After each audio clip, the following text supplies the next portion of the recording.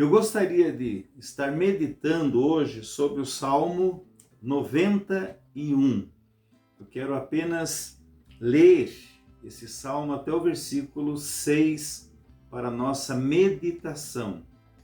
O salmo diz assim: Aquele que habita no esconderijo do Altíssimo, à sombra do Onipotente descansará. Direi do Senhor, Ele é o meu Deus, o meu refúgio, a minha fortaleza, e nele confiarei. Porque ele te livrará do laço do passarinheiro e da peste perniciosa. Ele te cobrirá com as suas penas, e debaixo de suas asas estarás seguro. Não temerás espanto noturno, nem seta que voe de dia, nem peste que ande na escuridão, nem mortandade que assole ao meio-dia. A primeira coisa que eu gostaria de destacar é sobre a nossa condição como cristãos, como servos de Deus, como pessoas que um dia ouvimos o Evangelho de Jesus e fomos regenerados, nascemos de novo, nos tornamos pela fé em Cristo filho de Deus. Porque quando ele fala aqui no Salmo, no versículo 1, ele está falando aquele que habita. Não é uma coisa ocasional, não é aquela pessoa que busca a Deus quando está precisando de um milagre, quando está precisando de uma libertação, ou quando acontece alguma coisa errada na vida dele, alguma coisa negativa na vida dele, então, em função disso, ele procura Deus. Não. O texto está falando daquele que reside, daquele que mora, daquele que está continuamente em íntima comunhão com Deus. É esse que a Bíblia está falando. É aquele que habita, aquele que fez habitação ali. A segunda coisa, ele vai falar aí, ó, descansará. Aquele que habita no esconderijo do Altíssimo, à sombra do Onipotente, descansará. Olha que coisa maravilhosa, que promessa para aqueles que habitam no esconderijo do Altíssimo. E é esse que diz, olha o que ele fala no versículo 2, direi do Senhor. Alguém falar que Deus é alguma coisa é um fato, mas alguém a fazer uma afirmação a respeito de Deus, por exemplo, que Ele é onipotente, que Ele é fortaleza, que Ele é escudo, é verdade, não está errado. Mas não é isso que ele está falando. Ele não está fazendo uma declaração de Deus. Ele está falando que Ele pode dizer isso, Ele diz isso. Olha o que ele fala no versículo 2, direi do Senhor. Ou seja, ele pega uma verdade geral e ele vai particularizar essa verdade e vai aplicar na sua vida pela fé. Eu posso dizer isso. E todo cristão pode dizer isso. E somente o cristão pode dizer isso. O que nós podemos dizer? Direi do Senhor, Ele é o meu Deus. Não é que Ele é um Deus, Ele é o meu Deus. Como o salmista no Salmo 23 vai dizer, o Senhor é o meu pastor. Ele não fala o Senhor é um pastor, não, Ele é o meu pastor. É Ele que cuida de mim, Ele que me pastoreia, Ele que me sustenta, Ele que me alimenta, é Ele que está comigo. Ele vai dizer mais aí, ó. Ele é o meu Deus, o meu refúgio. Que coisa tremenda. A minha fortaleza. Pode ver os pronomes aí. É algo particular que ele dizia. Ele é meu, é minha fortaleza. E nele confiarei. Ele não está falando que confia nele, está falando que a confiança dele, ou toda a sua confiança, é no Senhor. Versículo 3: porque ele te livrará do laço do passarinheiro. Deus, ele livra das armadilhas que nos acontecem. Mesmo quando fala do laço, o laço é uma armadilha que se usava para caçar passarinho. Eu mesmo fiz muito laço para caçar passarinho quando criança. E o laço é uma armadilha que o passarinho não percebe. Então, o Senhor, ele nos livra de muitos laços que poderiam nos laçar, que poderiam nos prender, mas Deus nos livra. Nós nem percebemos que havia um laço. Nós somos livres porque estamos no esconderijo do Altíssimo. E da peste perniciosa. Olha que coisa tremenda. Nós somos livres das pestes, das doenças, de determinadas enfermidades. Nós somos livres, porque o Senhor nos livra. Não que estejamos imunes a ficarmos doentes, não é isso. Enquanto nesse corpo, enquanto residirmos nesse corpo carnal, somos sujeitos à enfermidade. Mas de quanta coisa o Senhor nos livra? Daquilo que, por exemplo, é consequência de pecado, mas pelo fato de residirmos, de morarmos, de habitarmos no esconderijo do Altíssimo, Ele nos protege. E Ele continua falando aí, ó. Ele cobrirá com as suas penas e debaixo das suas asas. Provavelmente, o salmista tinha aqui em mente a figura dos querubins ali que estavam cobrindo o propiciatório no Santo dos Santos.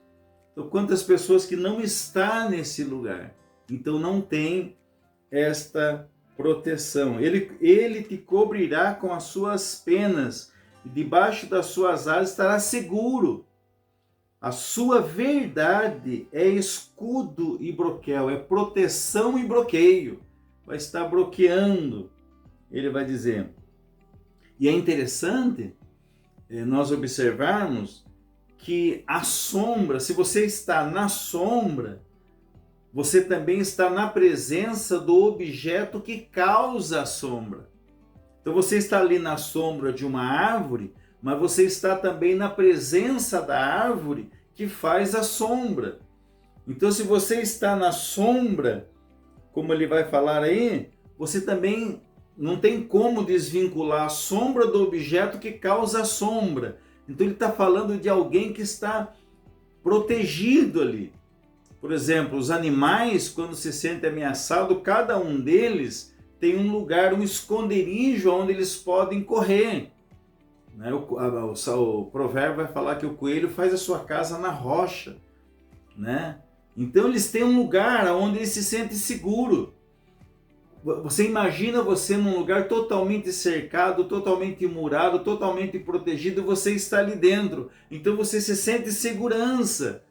Então o cristão também ele está seguro, ele está debaixo das asas do Senhor, ele está protegido ali.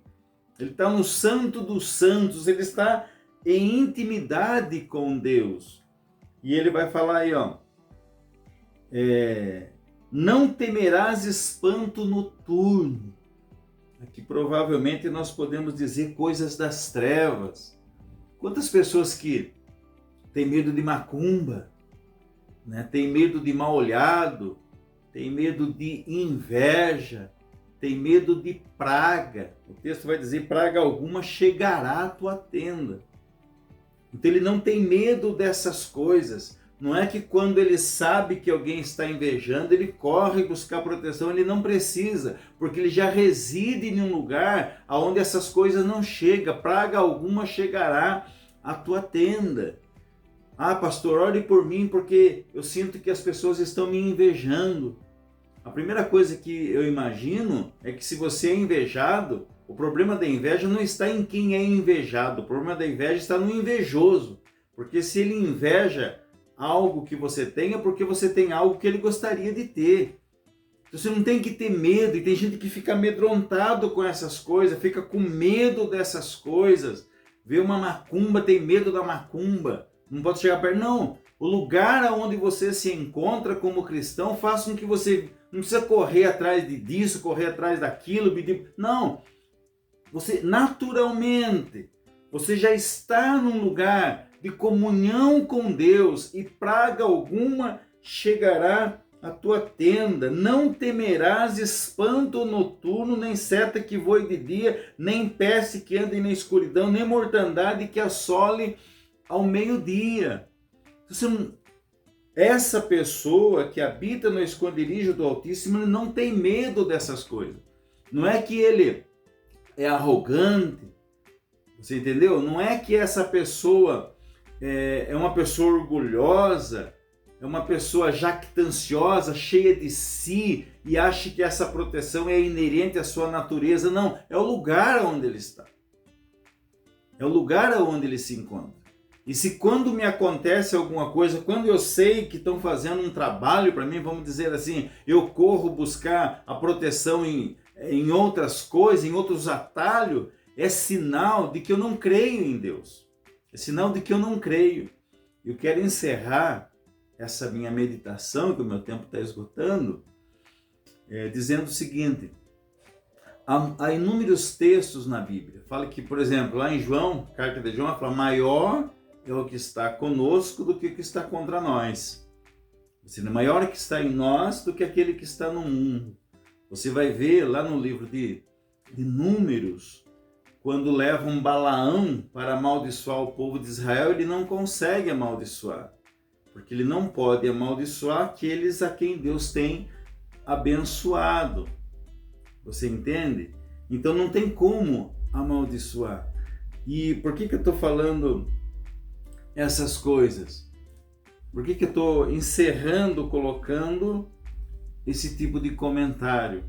Porque se você está no esconderijo do Altíssimo, se você está sobre a proteção de Deus, ninguém pode fazer nada contra a sua vida. Mas o fato de eu citar isso aqui agora é porque muitas vezes, presta bem atenção nisso, você tem essas palavras de bênção, você tem essas palavras de promessa de proteção contra a sua vida. Mas de repente você ouve uma palavra das trevas, você vê um espanto que vem do turno, uma seta que vem das trevas contra a sua vida, você deixa de crer na palavra de Deus para você crer nas palavras das trevas. Você deixa de aplicar a palavra de Deus na tua vida. Você está me entendendo? Você tem essa palavra de bênção. Olha, praga alguma chegará à tua tenda. Maior é aquele que está em você. Nenhuma condenação há para aqueles que estão em Cristo Jesus. Em Cristo Jesus você já é mais do que vencedor. Contra Israel não há encantamento, contra a sua vida não há macumba, não há maldição, não há mal olhado, não há inveja. Daí alguém chega para você e fala: olha, fulano fez uma macumba para você, e você treme na base, porque você passa a crer mais no inimigo do que em Deus. Nós não temos que crer na palavra do inimigo, nós temos que crer na palavra de Deus, aquilo que Deus falou a nosso respeito, ainda que façam. A menos que você tenha causa, como diz lá no Provérbios 26, sobre temos que nos preocupar com a maldição que não tem causa. Então que você possa ficar com a palavra da luz e não com a palavra das trevas. Que você possa ficar com a palavra de aquilo que Deus disse a seu respeito, não aquilo que o inimigo disse a seu respeito. Que você possa ficar com a proteção de Deus, debaixo da proteção de Deus, e quando acontecer qualquer coisa, você continua vivendo a sua vida com normalidade, com naturalidade, porque o lugar que você reside, o lugar que você habita, permite todas essas coisas, porque você sabe que você está na sombra do Onipotente, e ali você pode encontrar descanso, ali você pode encontrar refúgio, porque Ele é a tua fortaleza, porque as flechas serão bloqueadas pelos escudos, você está seguro nas mãos do nosso Deus. Creia nisso, fique com essa palavra em Cristo Jesus.